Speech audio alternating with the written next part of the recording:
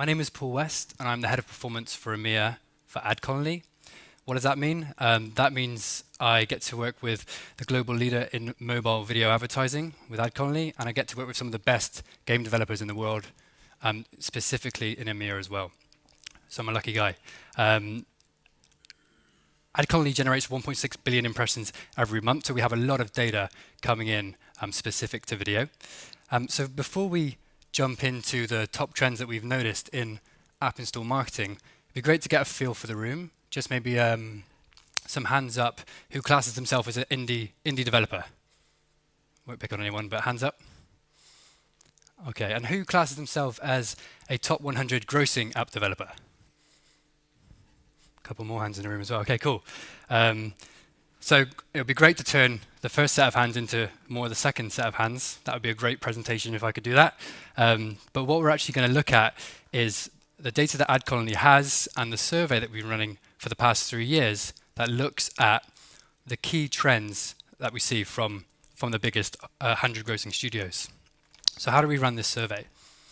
So bearing in mind we are surveying the top 100 grossing app developers, there's something here for everyone, indie or kind of a already established studio. It's the 5th iteration over 3 years. It's like 100 detailed questions that look at attitudes, look at what they're doing, what they're not doing, and there's a really good response rate of like 60%. Casual Connect is of course a gaming event, so it's great that the skew here is towards these game developers that are in the top 100 grossing. That's where most of the respondent profiles came from. And then there's also a portion of non-gaming as well. And just to give you an idea of the scale of budget, it's over $1 million per month app install budget that provided this trend data. So there's quite a lot to get through, and I want to leave some time for questions at the end. So we'll jump straight in with pricing. So AdColony's biggest video market is North America. So 51% of our traffic came from here last year. The CPI is around $2.87 as an average for the year across iOS and Android. When we look at EMEA, our next biggest market, 34%, $2.13. And then we have APAC at 11%, $1.68. And LATAM, 4% at 88 cents.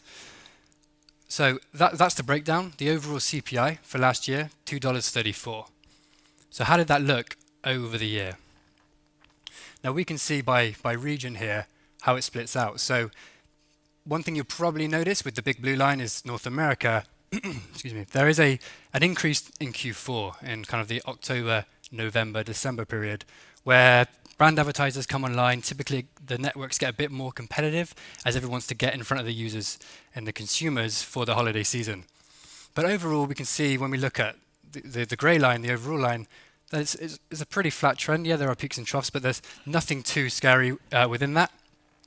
But one thing that's interesting is when you dive a bit deeper and you look at these numbers at a genre level. So we grouped the network into kind of 4 different buckets for this. We've got casual, mid-core, hardcore, and non-gaming. And the key takeaway from this slide is looking at the first row, the CPI. That's the average CPI for that genre. But also, really significantly, is the bottom row, which is displaying the install rate.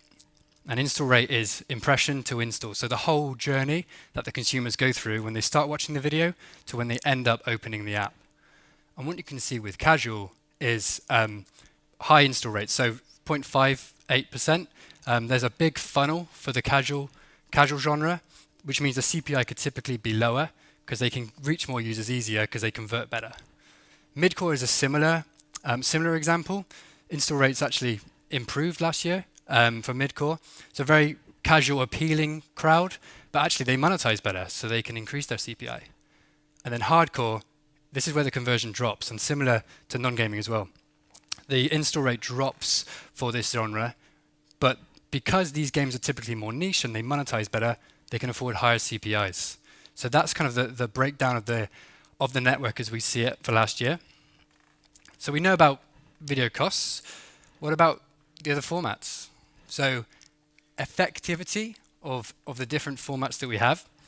We can see that leading the way is video, followed closely by in-feed. So kind of think of social as in-feed here.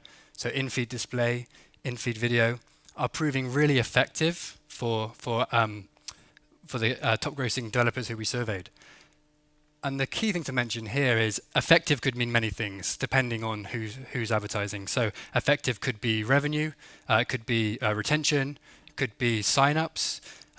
But what we can see from this trend is actually there are certain formats that are more effective than others in general. So one thing to consider here is, okay, maybe you're doing some of these, or when you're preparing your strategy, the game you're working on, maybe you've got some of these in mind you're already running. What other aspects could you look at as well to kind of help with your marketing strategy? So what was quite interesting how this has shifted over time. If we look at kind of video and social leading the way there, and free app networks and offer walls kind of towards more the lower end, where if we looked at that like 3 years ago, that would have been a very different story. When I used to market games for a mobile studio I used to work for, our launch strategy pretty much was free app networks and offer walls. So it's interesting to see how the industry has shifted so much so quickly. So what other trends are we seeing? People are hungry for video. The top 100 grossing developers want more video. That was the biggest attitude shift that we saw. They're also looking to test new channels.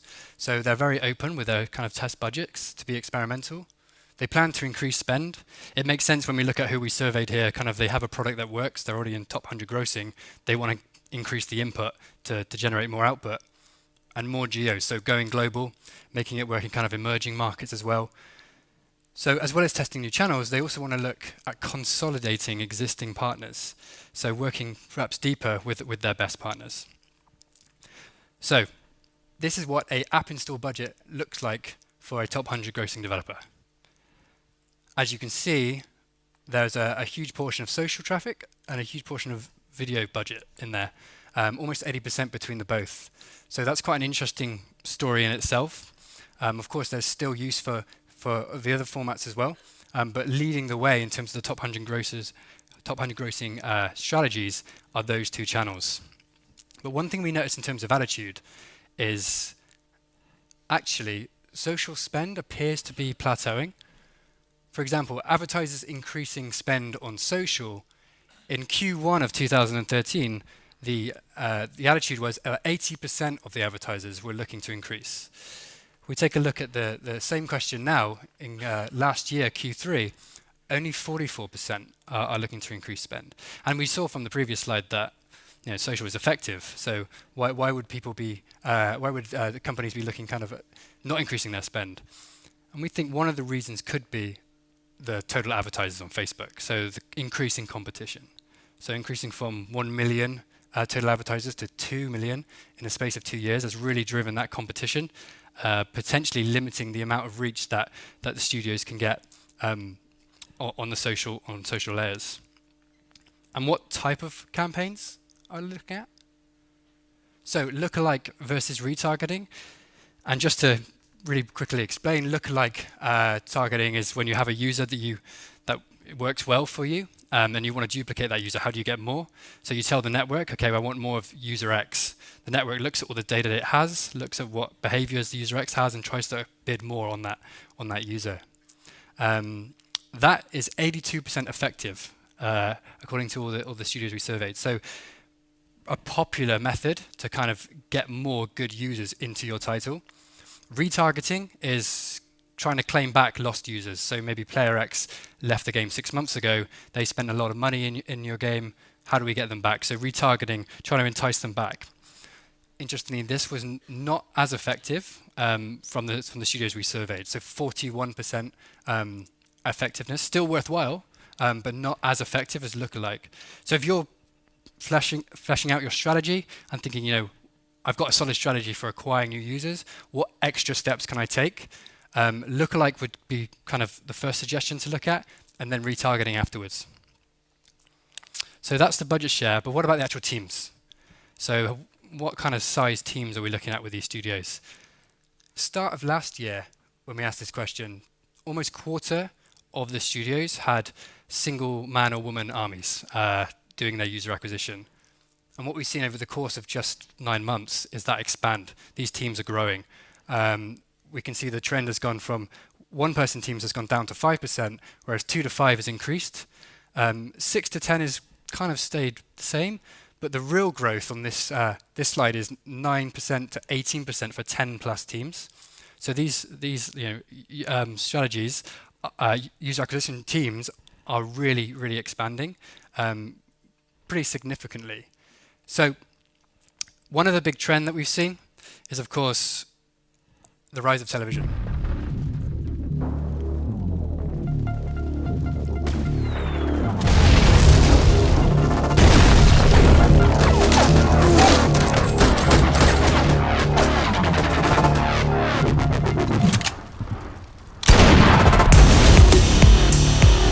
Oh look,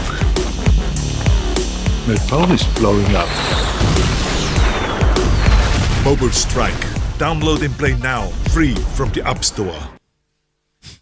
So, in Q2 of 2014, 22% of the advertisers were doing TV.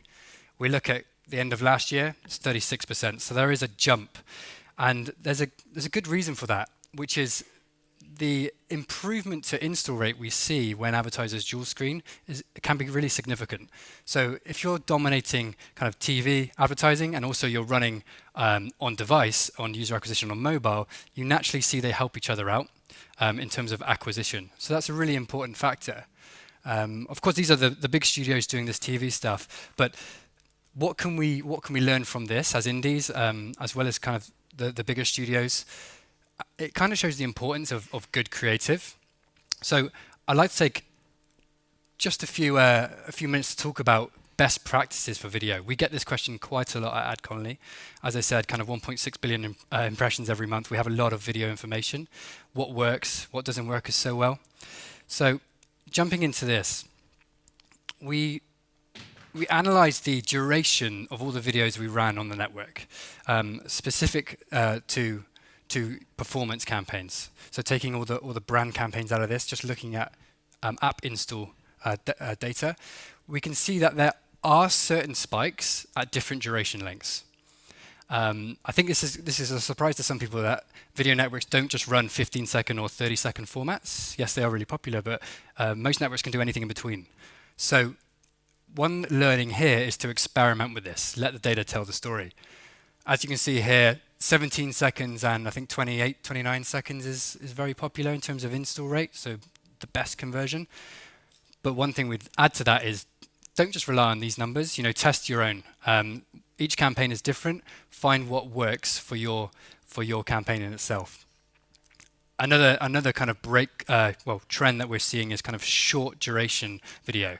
So in these kind of in-feed layers, where you only have maybe a second or 2 seconds to capture the consumer and engage them in the product you have, how do we really break through with that and make the creative stand out so it does get the user to stop and engage?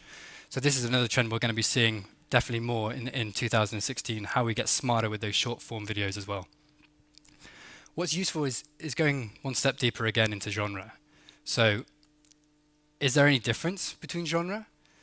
We found there were certain characteristics that work really well within specific genres. So everybody in the room who's working on a game or has a strategy for a game right now would be good to take note here is what genre does your game fit into here? Because there's certain key characteristics we've seen from all the video impressions we've ran that work well. So for example, we're going to break into some of these and actually see some examples for how these characteristic and traits work. So one good example is time-lapse progression. So showing the user more of the game in a shorter time span. So obviously, if you have a game that you could play hours and hours and hours, how can you portray that in a short time span? So let's look at the time-lapse.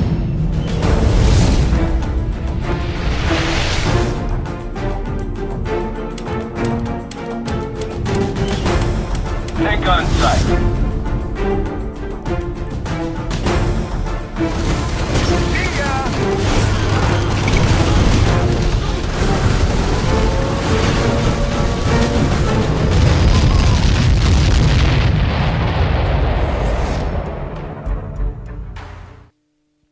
So obviously really important there. Had a lot of gameplay, but it sped up the progression. So the user can see from their first interaction with the product, oh wow, this game has a long game. You know, there's a big base I can build at the end. There's huge helicopters I can get, which they typically probably wouldn't see within the first minute of playing the game anyway. Another good example is characters. So get your consumers behind a character, either loving or hating them, and leverage that. Wrong! Mega wrong! Amused eyebrows! You'll never defeat Dr. T. Take it from me, Dr. T. Boom Beach. Download for free. So, bit of empathy for that character, maybe not. Definitely want to feel like crush him. He's got that annoying voice, but let's get something behind to kind of get the consumer engaged with that. We see also good examples from layering over gameplay, so using effects. So here's an example from Marvel.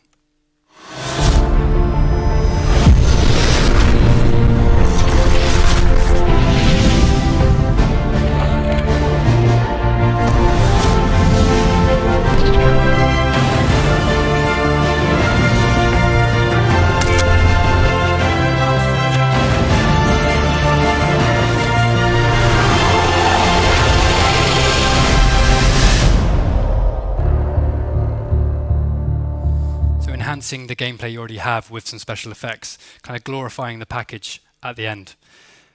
Another really popular characteristic at the moment is live action, and this works very well for MMO strategy. Let's have a look.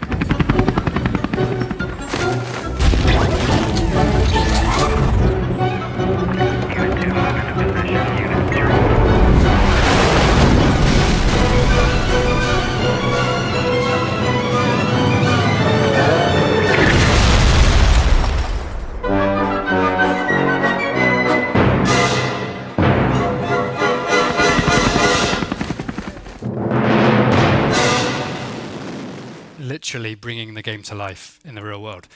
And brands can do it too.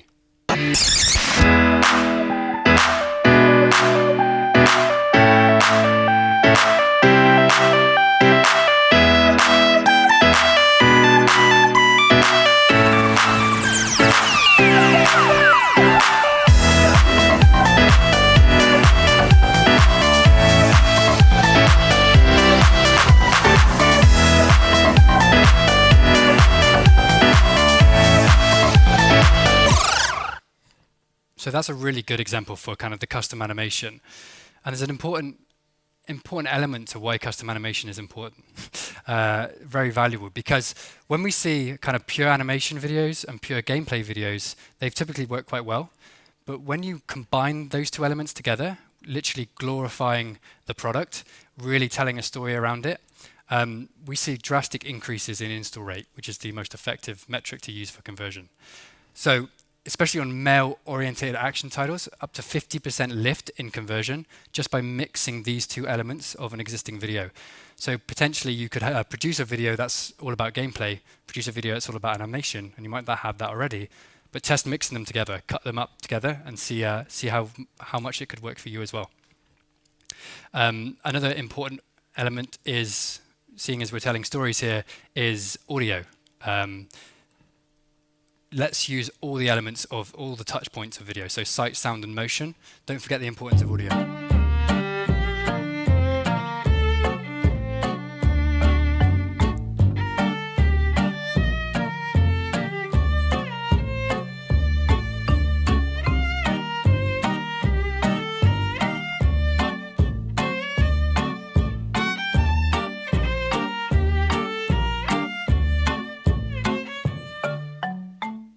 Quite different to the videos we've seen, but also suggests, you know, a different type of game to the explosive stuff we were looking at earlier. So use the audio to tell the story as well. I'm aware of time, so I'm just going to skip through these now. But on-screen copy is really important. Call out the key parts of the story. With Pocket Gems' title, we saw an increase of 11% and 12% on install rating, click-through rate, just by highlighting the key aspects of the game, just plonking the text on. That's another really good test that you guys could run. and leveraging brand where possible. So this potentially works with kind of more publishing or partnership deals. But if you can get an IP, a trusted consumer brand within the product as well, this works really well for conversion. Another question we get quite a lot is how important is localization? And depending on the market, it can be very important. So this is the install rate boost we've seen from localizing videos in different markets. And as you can see, the Russian market takes really well to localize videos. So the conversion really jumps up 40% from the baseline on there. And you can see it kind of scale down within each different market, less so potentially for the European market. But if you're fine-tuning your strategy and your video acquisition, it's really important to look at this as well. Another good example is for video is just to make it funny. Okay, orders from HQ. Attack that flamethrower. This is a great plan. Great plan. This is the best plan ever. You guys are on fire. Attack those machine guns. They came up with an even better plan. Nothing is gonna top this plan. You guys are getting shot up pretty bad. Back to the flamethrowers. I knew from the get-go this was the best plan. Boom Beach, come with a plan or leave in defeat. So entertainment, right? We work in entertainment. Let's make the consumer laugh from the ad. Start from the beginning. That's a great start. Really quickly as well, there's going behind the scenes. This is kind of a new insight that we've seen, a new trend, which is actually jumping in behind the game. So Rogar Stonecrusher, the first hero you get in the game, it's a tongue-in-cheek approach to a very classic character. The dwarf warrior with the really big hammer. The hammer's a little too big for him. He gets out of control when he uses his power like whirlwind. He's spinning all over the place. He's a gruff dwarf, armored up, ready for action. Really plays nicely to his personality. Just get in, attack everything at once in a crazy rage. It's one of the first big moments you see in the game, and Rogar, I think, nails that perfectly. So that's a new kind of idea that we've been exploring recently, and it works really well as well. So kind of opening up the behind the scenes segment. The last one, I'll just leave this visual on there. This is a ridiculous factor. So kind of you can shock the user into playing or engaging them. Nothing too outlandish here, but it's just another interesting method to kind of test. And as an indie, you have this flexibility to be able to do that. That's one of your tools that you're equally equipped with a bigger game studio to kind of test your ideas with, perhaps even more freedom. So that's some kind of examples there of what we've seen has been working, what we think will continue to work in 2016. Thank you for listening. AdColony has a big booth downstairs, so if anybody has any questions on user acquisition or video, the team would be more than happy to speak to you.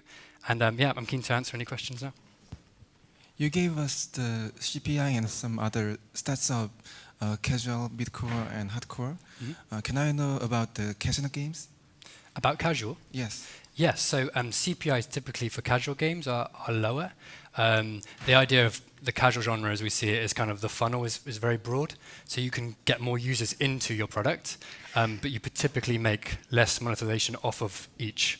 So the funnel there is a lot broader. So CPIs typically can be lower. For video, we see them, I think it was $1.56 on average for last year across both platforms.